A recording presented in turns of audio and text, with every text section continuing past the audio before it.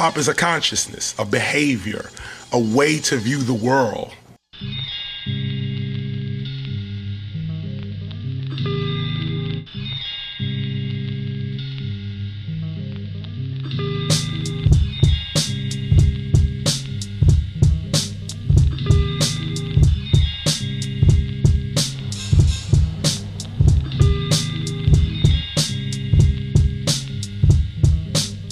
I mean, everybody knows music is what makes the world go round. I mean, you come into this world on the beat of the drum, on a heartbeat. You know what I'm saying? You constantly have this beat in you, I mean, that's just how life is. Every major coming of the manifestation of what you call spirit or God, it's a beat because it's rhythm. Rhythm is what gives the heart. You see, rhythm is the planet. It's rhythm.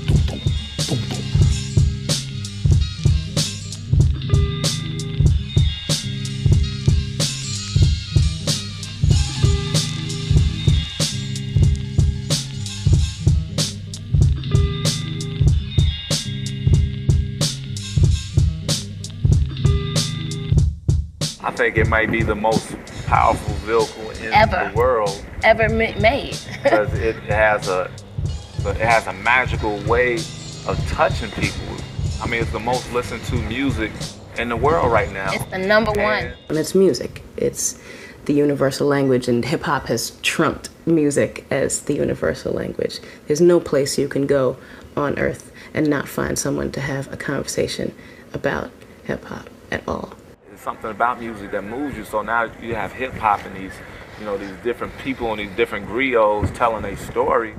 I mean, it's like Martin and Malcolm gave birth to a whole generation of storytellers and leaders and philosophers and teachers. And I mean, it's nothing more beautiful than that. And then they have a way of, putting it into a music form where you can bob your head to it at the same time, you know what I'm saying?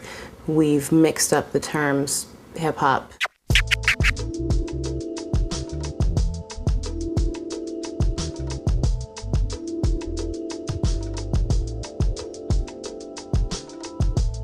And rap being a part of hip-hop culture.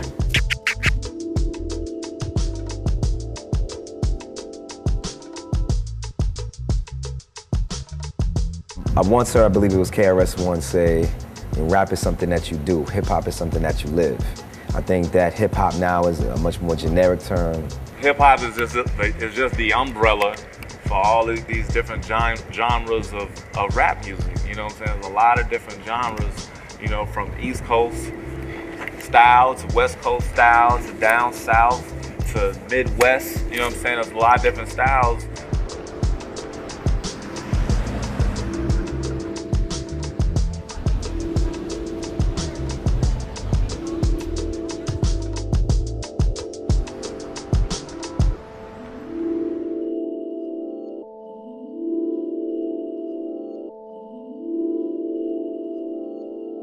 Hip-hop culture is all about, what's going on. It stems from, obviously, expression and social advocating social change in your environments and so forth. But it still got its pulse from the street. For those of us who know our hip-hop history, the preacher, the holiness preacher, that whole sing-song way that they preached a sermon was really the precursor of hip-hop. That's why, people forget that there's a long line there, that this just didn't come up full-blown. Africa Bambaataa in 1974 began Zulu Nation after his trip back from Africa and was ordained a Zulu chief. He laid down the 4 principles and the 4 elements. The 4 principles are peace, love, unity, and having fun. He later did a record on this with James Brown, actually. With the Universal Zulu Nation, we stand for knowledge, wisdom, understanding, freedom, justice, and equality, peace, unity, love, and having fun, overcoming the negative to the positive, science, mathematics, facts, and the oneness of the supreme force. From those principles, Africa Bambaataa laid down the core elements: breaking, MCing, graffiti, or DJing. These are the core elements. Well, it began in New York in the 70s, in 73, 74, in the Bronx, with Africa Bambaataa and Kool Herc. Herc was considered the father of the DJs because Herc brought the sound from Jamaica. And he learned how to put the breaks on where the breaks were continuous. Africa Bambaataa brought the culture to hip hop because Kool Herc couldn't have played the records and got away with a lot of parties because it was violent in New York. You're talking about late 1970s. We're talking about right after the Black Power struggle, after the Panthers and groups like that had been neutralized. We're talking right after civil rights. You see what I'm saying? We're talking a period when poverty was everywhere in America, especially in the black community. And this form of hip hop was born, so it was gangs, violence, drugs, and oppression. It was all these things were around. So Bambaataa, what he did was he was from the gang, the Black Spades. He formed what they called the Zulu Nation, or at that time it was called the Organization. That was the original name. And it was for all the gangs to get together and no longer wear their colors at the party, but represent as one thing so that we could have these parties. Later on, those that started to stop the violence movement, all in the same gang, human education against lies, blah, blah, blah, blah, blah, blah.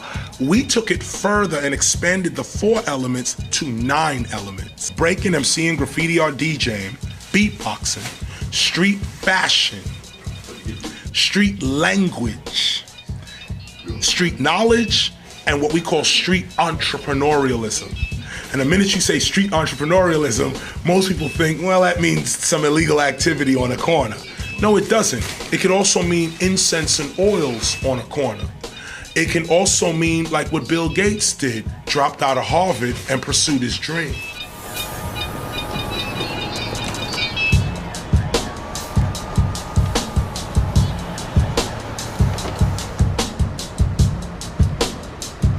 You know, me coming up, it was during the golden years, quote unquote. So yeah, I was able to obviously listen to the Public Enemy, you know, Tribe Called Quest, the whole Native Tongues, you know, Poor Righteous Teachers, Brand Nubian X-Clan. Whereas on the flip side, you also had NWA and the Ghetto Boys and Too Short, which, you know, were coming with a different spectrum. A lot of people have mentioned, you know, Cool G Rap was Biggie before Biggie. Big Daddy Kane was a 5% of the Nation of Islam Muslim, a pimp, and you know, a hustler all in one. You know, so we had the full gamut. We had everything from Public Enemy to Will Smith to De La Soul, and these they would all go on tour together. So you could go to one show and get radical militant black nationalism, you know, fun-loving Heavy D dancing. You know, of course, sprinklings of misogyny within all of that. I mean, you know, to be real. You had Queen Latifah, you had Lauryn Hill, all these greats. And hip hop is many different persuasions. You could go from fun type of hip hop to gangster hip hop to party hip hop. There's a certain beauty in that. I mean, this is what all communities have naturally. So why wouldn't that be expressed in their music? When people like Busy Bee started and Kool Herc and Africa Bambaataa and Grandmaster Flash, imagine every day they were told, in 3 more years, hip hop is over. In 3 more years, this thing you doing is over. And they kept pushing and coming out with more and more music, doing more and more moves, this, that, and the other. They told me that in '77. In 77. So the courage to be yourself is the essence of hip hop.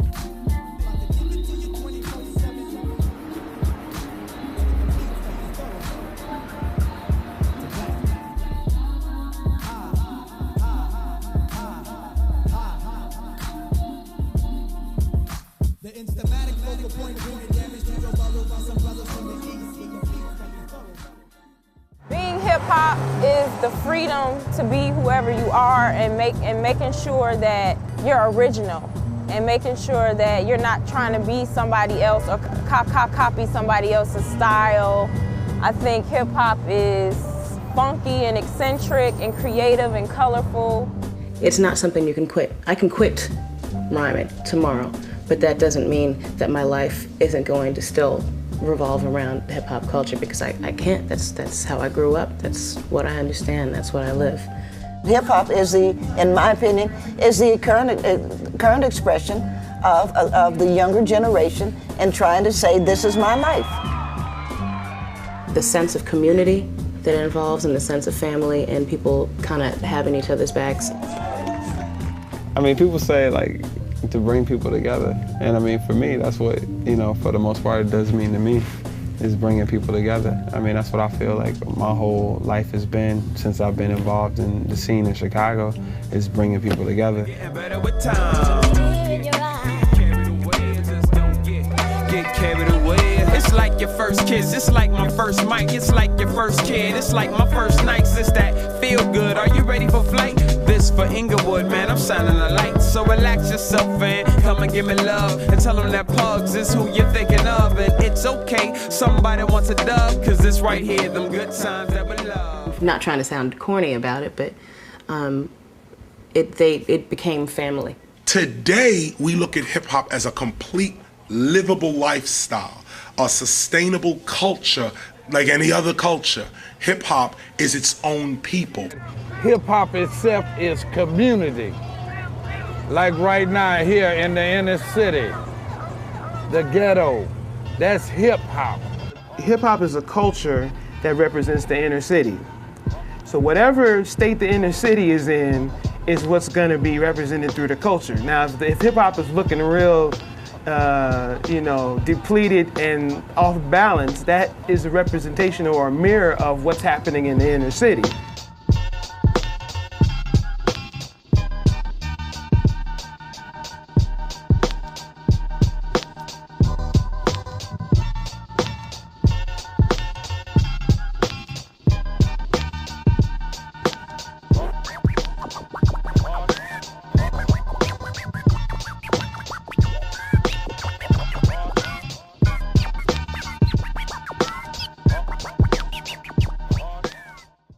Equal, seen the prequel, my generation sequel, psychological effects, culture freedom disconnects, brainwashing mentals, it gets complex, their presence gets me vexed, hexed fragile minds, create unknown times, uncomfortable with universal harmony, down to take control of Mother Earth, straight larceny, you're not the boss of me, not all successful black poets wanna floss be, label me, artistry, longevity.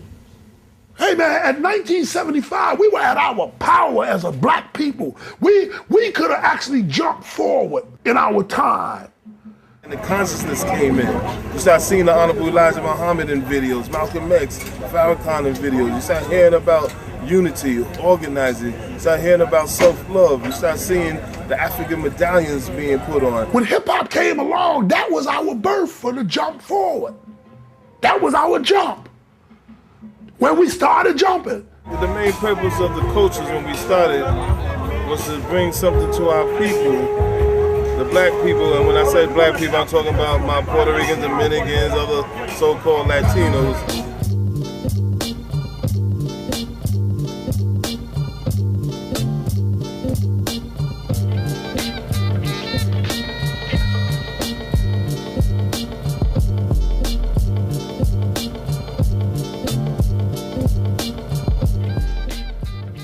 Inspiration.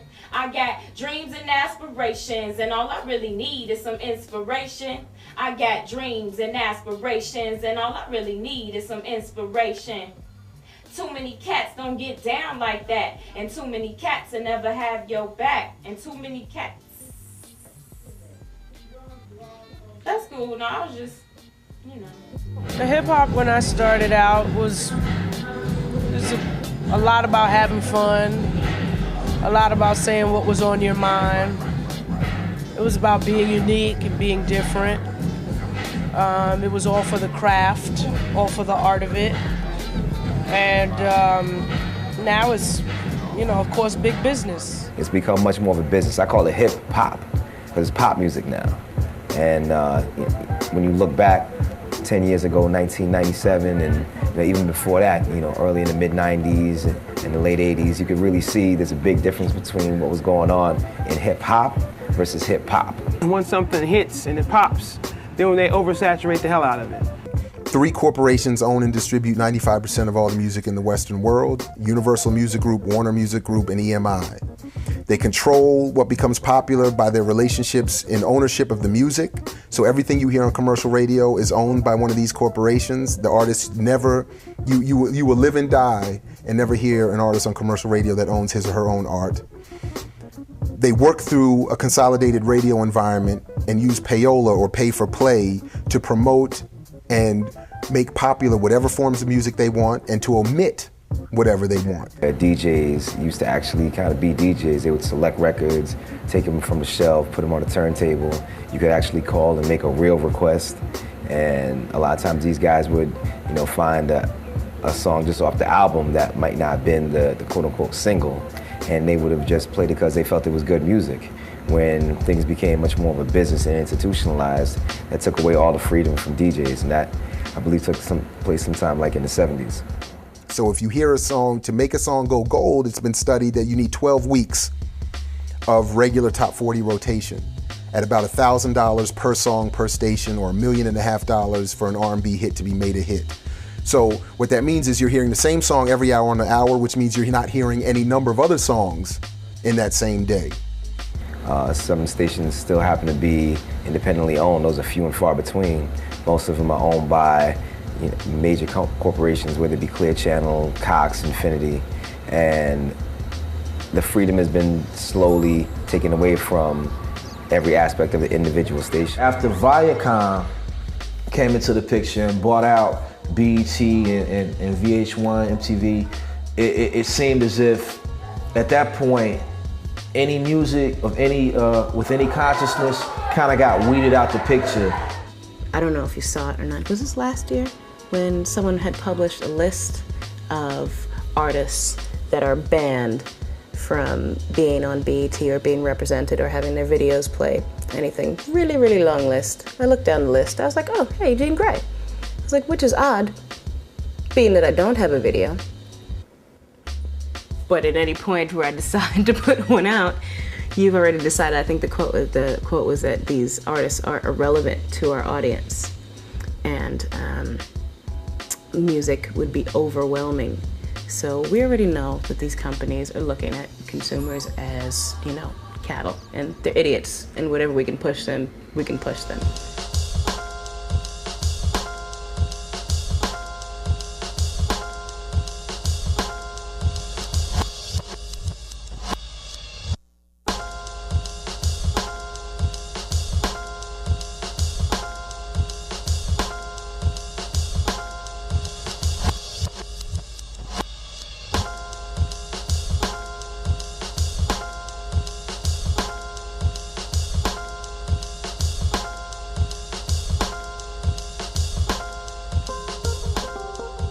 You know, I think part of the problem is that the world has stepped in this box and they forgot to step back out. When it comes to music, who decided that music had to be a certain way? They are able to make us like what we want to like. So Theodore Adorno, the media scholar, said that what we think we like is really what we recognize. And DMX said the same thing more recently, that if you feed people dog shit long enough, they'll learn to put barbecue sauce on it. So it always happens to us, right? You hear a song the first time, you're like, that's whack. You hear it again, hate this song. Hear it again, I hate this song, but it's got a nice hook.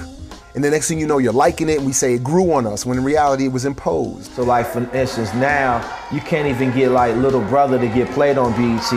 And I'm sure that a lot of the people, because I've played Little Brother for people that haven't heard of them, and a lot of the groups, All Natural, you know, I Am Oz, The Prime Meridian, just people that the masses may not have heard, and the people like them, but they're just not breaking through, you know, with the video that everybody's gonna say, oh yeah.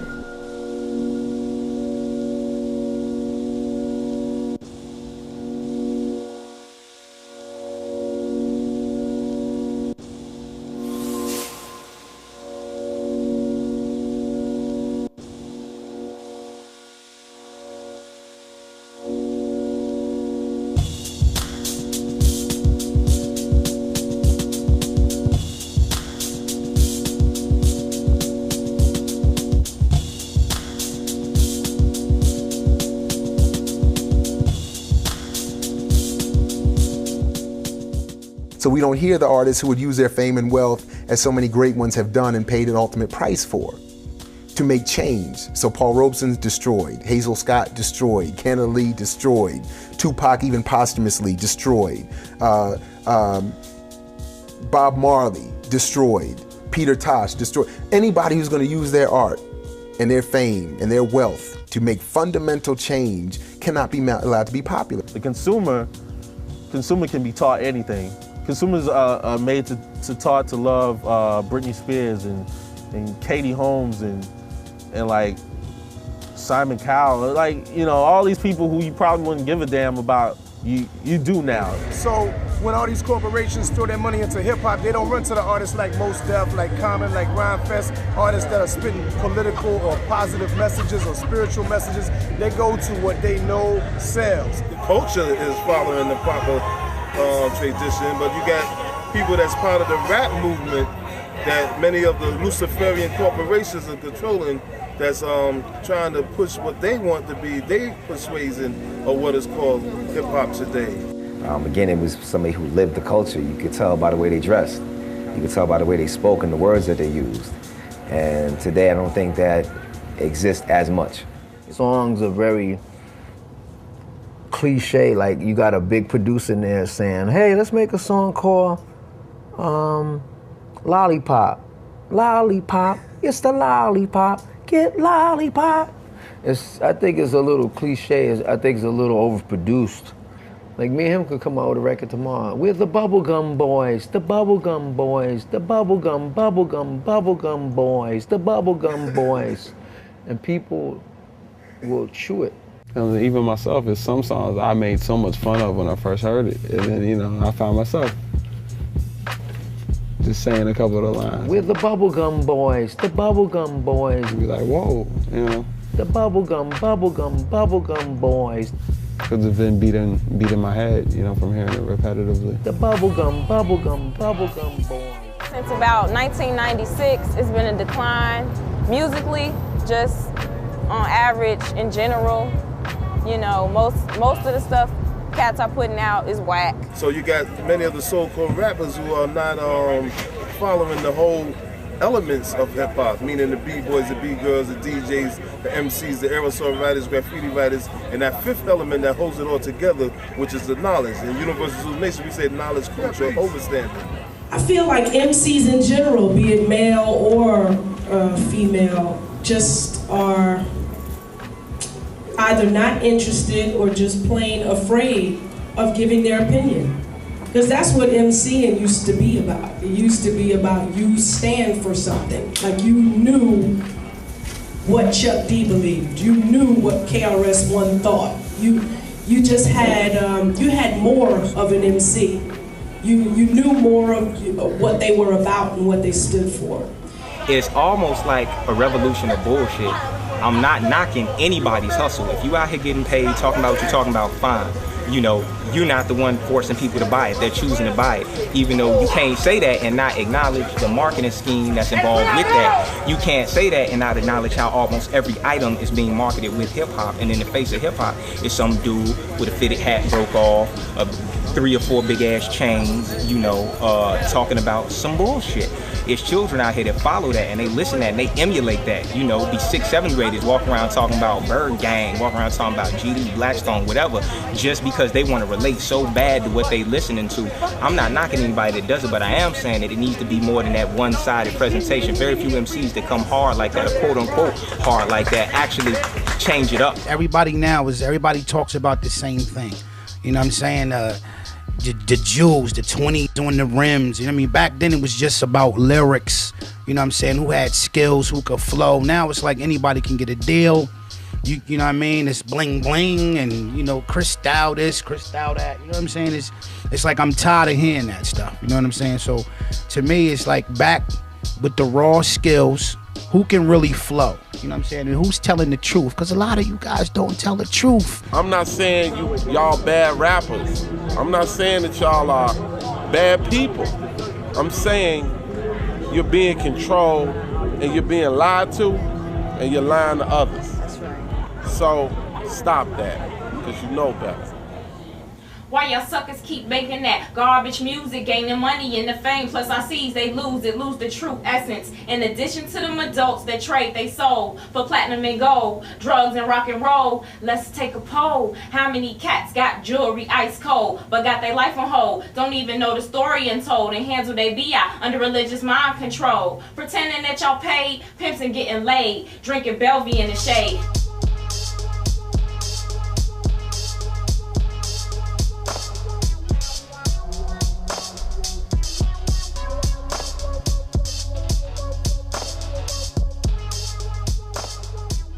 Our problem is we're stressed out and we're broke. The whole culture of hip hop. I've been preaching this since '89, really, with the self-destruction record, Stop the Violence movement. That was huge. It was. You know, self-destruction was huge. Hip hop, we are the world. It was a hip hop, we are the world, and I think now, you know, back then they were into making hit artists. They wanted to make you a fan of an artist, and I'm talking about the record labels now. Now, they want a hit song. They want a hit song because they don't want all the power for the people. They don't want an artist who can come in there, wreck shop, and then make a choice like, I'm going to teach the people. That would be devastating to them. What you see on television is a lie. No disrespect to people like Master P, who I think really did the South some justice. Juvenile, who his first record, You a Paper Chaser, You Got Your Block on. I love it. Those records are it for me. Those are classics, and those artists are great. But when you discuss leadership, and not singling Master P out, but he's from New Orleans that no longer exists. I've been trying to express the truth about hip hop. We are impoverished people. We are in poverty. You may see us on TV with blinged out watches and this and that, but that's an act. That's a joke. When Katrina hit, you saw the real hip hop culture in trouble. All them people bought up all our records, lived the culture out. You could turn on television, you could turn on BET and see what New Orleans was like before Katrina. You hear Katrina say, they're shooting at the cops. They've been shooting at the cops for 30 years in New Orleans. Katrina ain't starting nothing new, but now it's exposed. The image is gold teeth. The image is buy this, buy that, wear the biggest watch. You see? Nigga, drink that Crystals. You see? Matter of fact, everybody's a nigga now. White people, everybody just niggas. You know, this is the nigga. Super niggas, you know? Now everybody blinged out. The imagery is thug life. Everybody's a thug. True. Put the true on there. What does the TRU mean on you? What is true with the machine gun underneath there or the Uzi? What is that? That's thug life. Thug life is telling you, Tupac says thug is an intelligence. No, that's not what thug life is. The word thug is King's English. It was created with word sound, and word sound is power. When they call you a thug, it means an assassin. You're assassinating your own character. So now you're a thug. Your mentality is a thug. Thug mean I don't give a fuck. I don't care about nothing, G. I don't care. I'm going out. I was born to die. Something happened. Then that started coming in the so-called nigger syndrome, or calling a woman out of their names using that B word, or glorifying the N word. And what's going platinum is the jail industry. More prison dollars are being implicated. They just gave almost another $1 billion towards prisons in America, but they didn't give $1 towards schools in America. Do you see what I'm saying? The worstest schools and the bestest prisons. You see? How do you fuel the prison industry? You fuel it with niggas.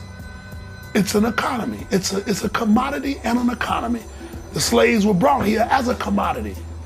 We were never brought here because of an evil scheme to do. No, we were brought here to work. And they no longer needed your services to work. Now they no longer need you to wake up and catch who you are and take over or begin to be industrial. So now we have to create a new form of work. The new form of work is called the prison industrial complex. How do we walk them to prison? Through imagery, through music frequencies and imagery. That we have the largest prison population in the world, that the 40% of that population is black. 70% of that population is black and Latino. All of them are poor.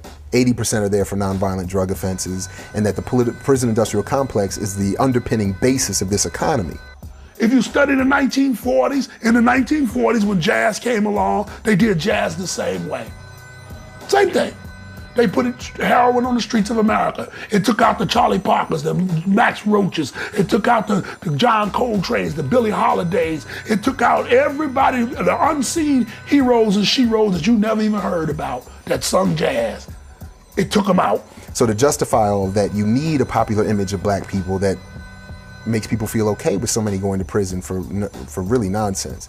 Or to really reinscribe. This is why a lot of people talk about this as being part of the DNA of this society, that the historical relationship between black people in this country has always been one of pure entertainment, of cultural appropriation and theft. I have a tattoo that says Thug Life. You can see it because and I got that because of Tupac, of course. And I remember Tupac before he was born because we were aware of Effendi. We were aware his mother was a Panther, and we were aware of the pressures that she was under, and we were aware of the fact that she got beaten, and if the jailers had had their way, he would have never been born. So I always appreciated him as he came, as he was born, and then you got to watch him. He's a charismatic, good-looking kid, sweetheart, really, a nice young man, extremely talented. And as Tupac himself said, you know, everybody in Hollywood owes him because he was the anti-Sidney Poitier. We finally, and I love Sidney, but we finally had somebody who was not a good person. We finally had a black guy who was a hellraiser. He was an outlaw. It's no coincidence that he left Pelican Bay Prison and died on Death Row Records. Wow, that's deep. In less than a year's time. Somebody killed him. Somebody killed Jam Master Jay. And 50 blew up. Y'all not watching what's going on? Big happened to be caught in the game. Nobody ever investigate the rappers' deaths. What happened to them? And as long as black people keep creating things, people are going to keep trying to tear it down. The question, what is hip hop? Is the same question, what are spirituals? Nobody says what's classical music. Nobody really says what's pop, right? Nobody questions Osmond Brothers, who were just really white toast trying to be Jackson 5. But all of a sudden they have a right to sing Jackson 5, like, oh, are they really black singers? Look, did you see him lately? Forgetting that Michael now is crazy, but he wasn't always, or if he was, we didn't always know it. Man, I was watching the news the other day, and they really had some ignorant niggas on there. Yeah, it's a lot of ignorance being promoted in it, man. I was trying to mince my words and say it sound cool, but it's pretty ignorant, man. And so I don't think morally it's helping at all. It's pretty degrading. We look like idiots. I was talking to a friend of mine, like, I feel like we're in this neo-coon era, is what I call it, you know? It's like, you know, it's neo-coonery. It's like, okay, yeah, we're doing the same stuff. We're oogling our eyes and smiling our teeth or whatever, and we're doing it now, but at least we're getting paid for it, you know? The pressure, I guess, of just, you know, being financially stable, you know, within a lot of black, wealthy entrepreneurs plays heavier than trying to help the people and try to, like, really get something of our own that we can claim. We live in a capitalistic economy. So, survival of the fittest. Shoot, that was a Mobb Deep song, right? You know, we live in this shit, day that we die.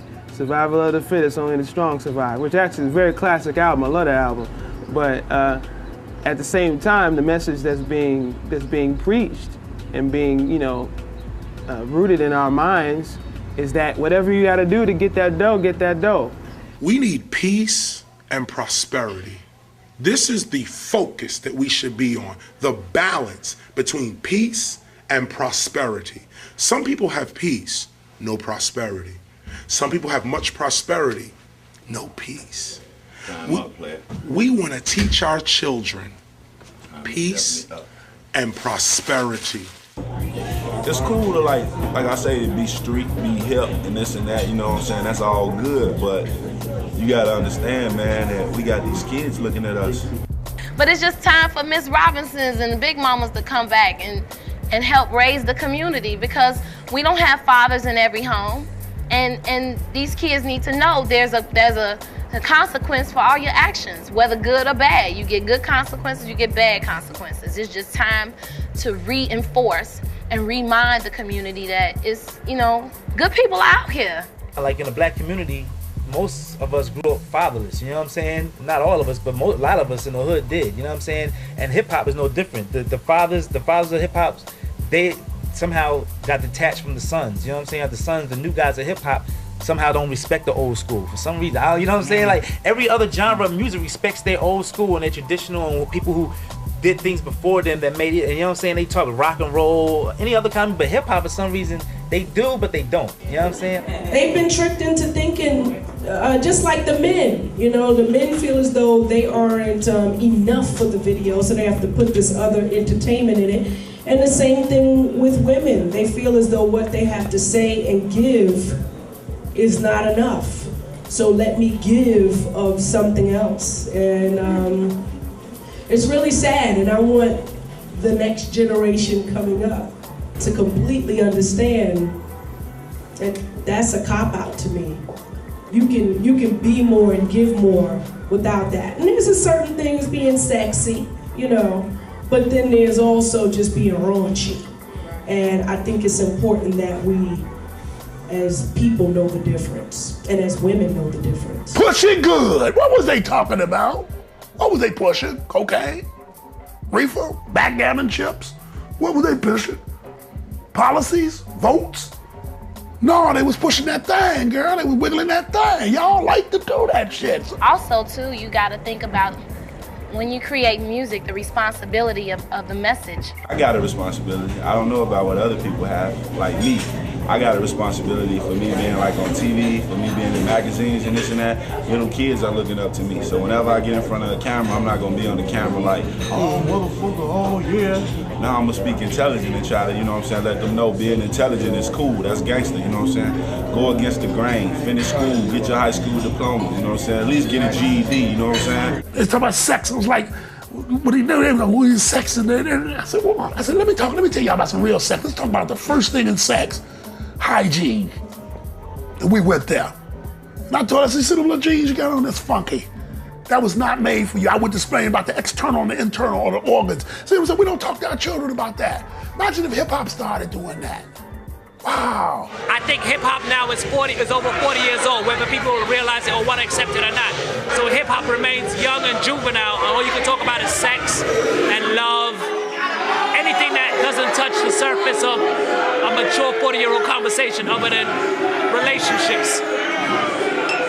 You know, I come from the day where you were talented enough that you didn't need 15 women in the video shaking their butt for people to watch.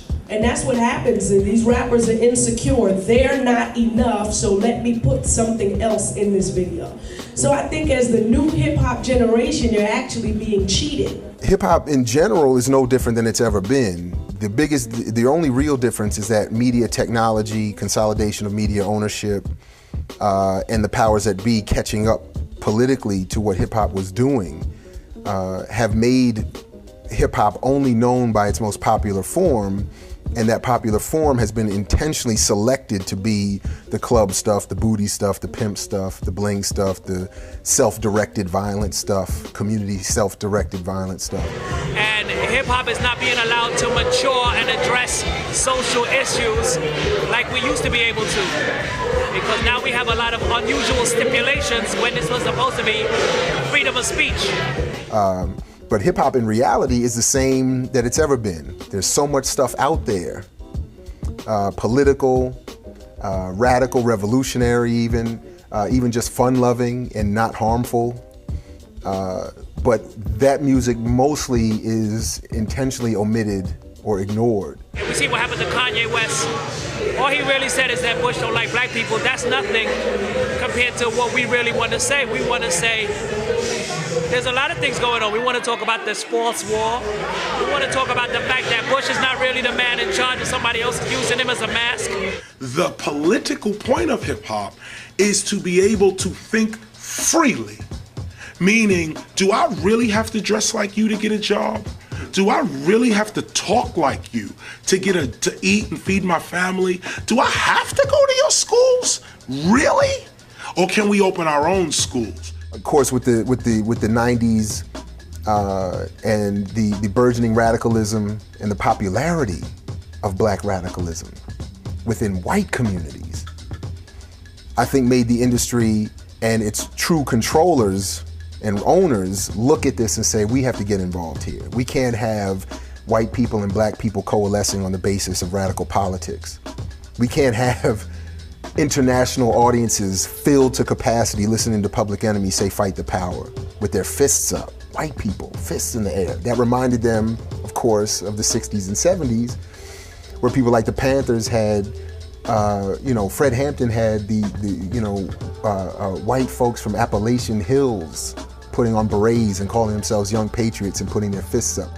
There's a force that's at work to bring about the demise of the black community.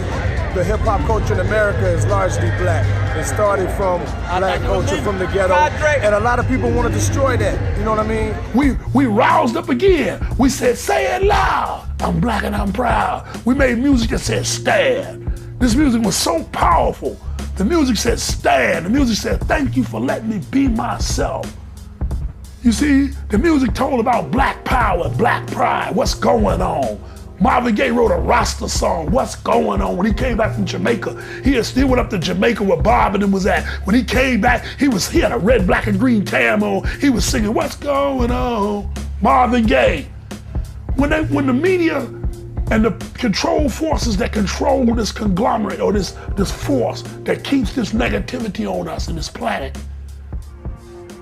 when this force saw the birth and resurrection of music and sound waves, they are afraid of the rise of the Black Messiah. That image, I'm sure, frightened them. So they said, well, we know white people have always traditionally gravitated to what black people do, so we just have to make that coalescence exist on the basis of what it is now, blinging and pimping. So white and black people can hang out now, but they're all blinging and pimping and, fronts and all of that. And that kind of unity is okay, because that's not really a threat. We doing too much blinging. You know what I'm saying? I'm not knocking, because blinging has been since Biggie was here. I mean, back when Biggie and them and everybody been blinging. Everybody was talking about blinging and rims, but we got lost in it. We forgot what we was here for. Now, what do we do about hip hop?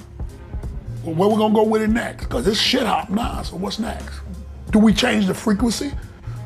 Because right now we're on a 4/4 count or a 3/4 count, when we should be on a 6/8. 6/8 will bring us back to our rhythmic harmony. It will bring us back to the sound of the church. It'll bring us back to the sound of the drums. It'll react our spirits and align our chakras. Because our music made our do. When I say hip, hop, the hippie to the hippie, everybody smile and do like this. Because that's the type of music that was. It made you feel like this.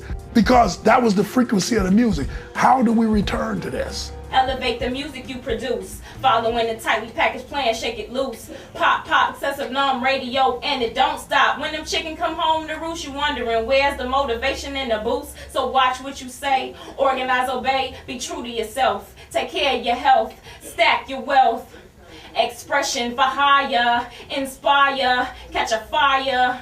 My contributions, I always take you higher, higher, higher. But for example, okay, you have a guy that was raised in our area, Kanye West, who's bringing records with, orchestration, just new levels of musicality. And not to say all his stuff is positive either, it ain't. But I think it's representation of where, of hip hop, where the streets are, but still adding in there some sense of consciousness.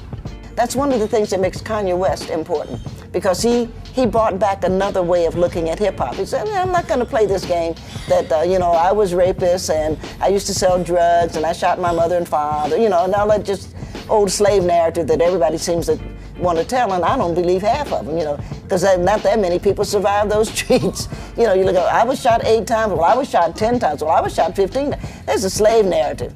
That's I learned to read, and then I realized I shouldn't be enslaved, as if the people that didn't know how to read thought they should be. Come on, It's the courage to be yourself. It's the courage for you to be you.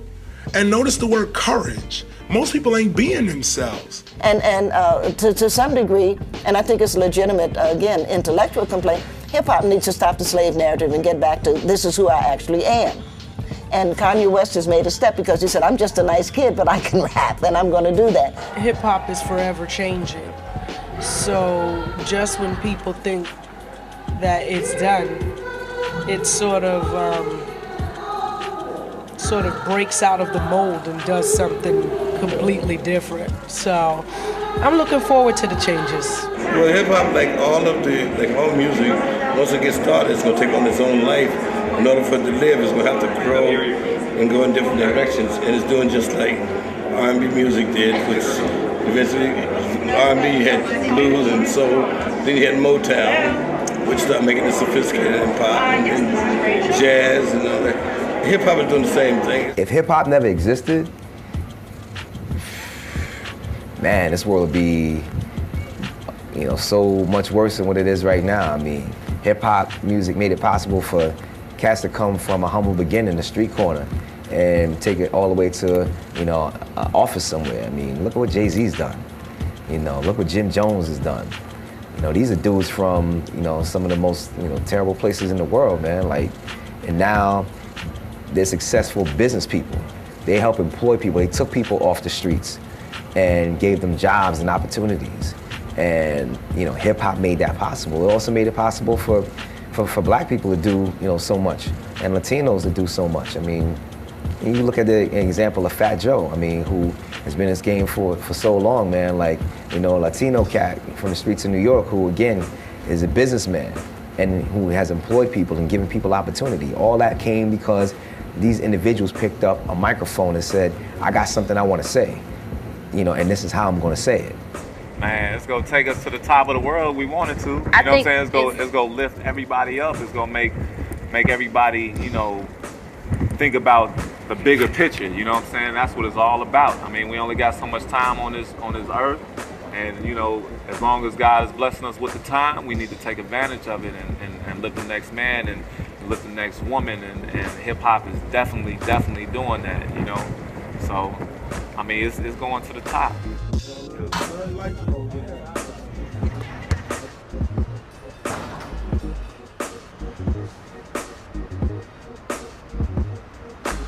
Hip-hop is going to continue to live and strive and evolve because there's a lot of people that care about it, and also considering the state of our world and the different things going on in the world now, I think there's going to be a time coming soon when we're going to have to step up or step off. And if you're not, changing it or making it easier or teaching someone after you what you're doing, then you shouldn't be doing the shit in the first place. I mean, know where it came from, know where it started, know who made it, who created it. Know about the Bronx, know about Kool Herc, know about Cedric Avenue, know about Bronx River, know about Bambaataa, know about Grandmaster Caz. In 87, we look back at 77 and said, wow, that was dope. In 97, they look back at 87 and said, wow, Criminal Minded and Slick Rick, that was hot. Today, they're looking back at 97 and saying, Tupac, Biggie, wow, these guys, the Puffy, Bad Boy, the West Coast, Dr. Dre, wow, that was hot in 97. In 2017, they're gonna look back on this very interview right here, and they're not really listening to what we say. They're looking at the wall paint, the furniture, my clothing, my hat, yours, how we're sitting here like this. That's what our children are looking at. So if you are conscious of that, every word out your mouth, every act that you do is not for you today, it's for your future. That's leadership for hip hop. Most people, when they say hip hop, they don't understand what they're talking about. When they say hip hop, they just think of rap music or rappers. They should think of the whole culture as a movement. The movement of doing something for self, peace, unity, love, and having fun, and then overcoming our negatives to our positives. It's a really beautiful thing. There's a revolution beginning that never went away. It's just waking back up. And I just feel good to be able to witness it, because there was a depression point where I'd stopped, I mean, truthfully, I'd stopped buying hip hop because I felt like I wasn't getting what I wanted. But now, I'm buying it again, and that's what tells me that it's coming back. The revolution of hip hop that existed when it first started. It is us that save us. Hip hop saves us. Now we can take this hip hop thing and not with a bunch of people around us, but just a little people in front of us, that little group, we can probably save this. Censorship is political, not lyrical. So when Young Jock got his song removed, Fuck the Police, recently, it wasn't because he said fuck, it's because he said fuck the police. And it wasn't even in a revolutionary way. He was saying, I'm a dope dealer and I'm gonna sell dope, and if a cop tries to stop me, I'm gonna shoot him. So imagine if you're saying, I'm gonna protect my community against police brutality, like Hassan Salam did. You're never gonna hear that on the radio, right? So as long as they're selling you products and Mercedes and AK-47s, you will be there all day and all night. All right. So I just want to make that point very clearly. People looking for good hip hop, it's there. Go find it. Just like any other piece of information, you will have to dig, because it's never going to be offered to you. And like Fred Hampton used to say, to you I say peace if you're willing to fight for it.